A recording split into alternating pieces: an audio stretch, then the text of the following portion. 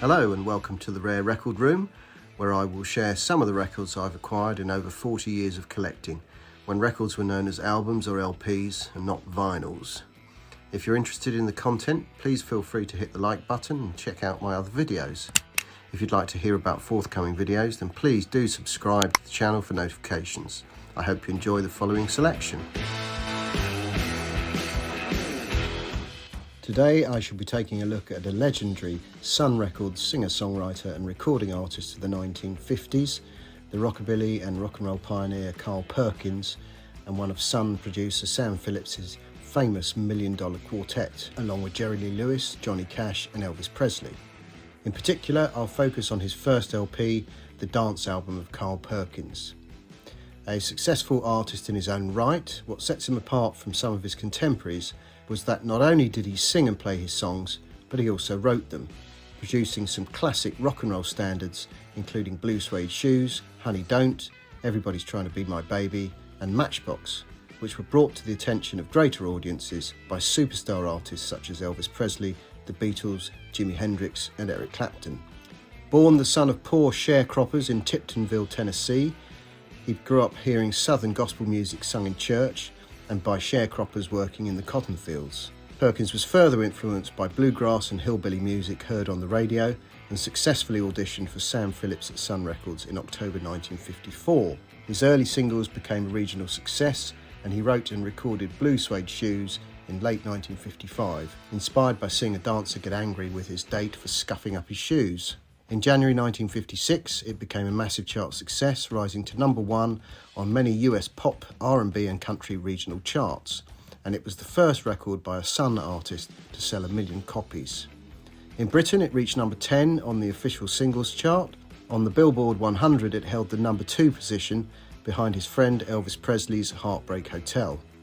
Presley, who had moved to RCA in November 1955, agreed to record a cover of Blue Suede Shoes in January 56, but insisted his record be delayed to avoid a competing version.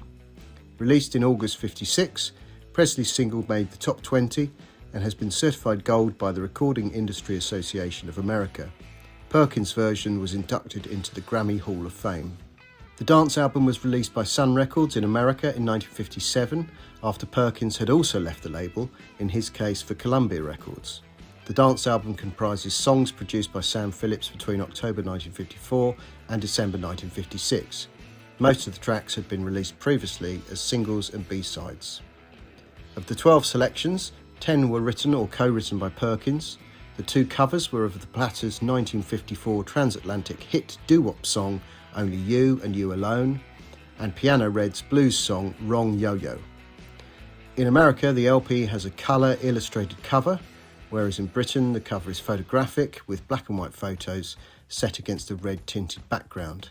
The track selection is the same for both versions and both were issued in mono. The British edition, available from 1959, was licensed by London Records and features the Sun recording credit on the rear of the sleeve. The cover is the front laminated flip-back type. The inner is a die-cut poly-lined company printed paper sleeve, and the disc features London Records plum label with silver print, stating Made in England in capitals at the 12 o'clock position, and a rim text also in capitals.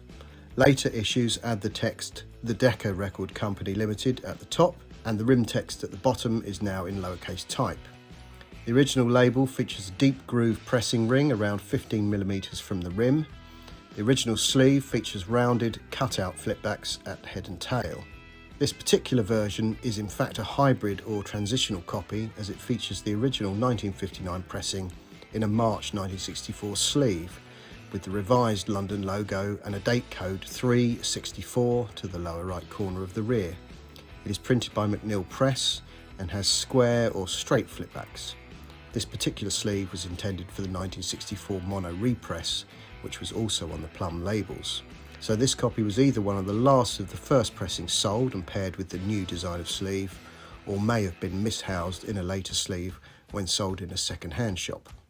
A reissue appeared around 1968, which features an entirely new typesetting in silver, printed on black London labels with the rectangular logo. These are housed in a similar sleeve to the repress, but without flipbacks, which Decca had phased out around 1965. According to Discogs, the median price for the 1959 first pressing is £82, while the 1964 repress averages £35. That puts this hybrid copy somewhere in the middle, say around £60. The Black Label reissue fetches £50 on average. According to fellow musician, the southern rock pioneer Charlie Daniels, Carl Perkins' songs personified the rockabilly era, and Carl Perkins' sound personifies the rockabilly sound more than anybody else involved in it because he never changed.